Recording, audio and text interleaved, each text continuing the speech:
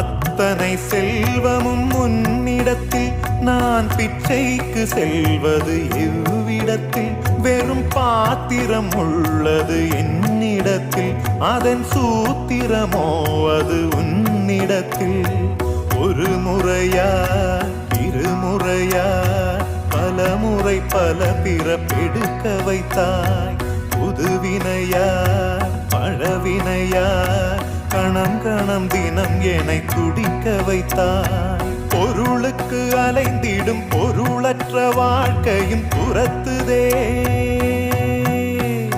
உன் அருள் அருள் அருள் என்று அலைகின்ற மனம் இன்று பிதற்றுதே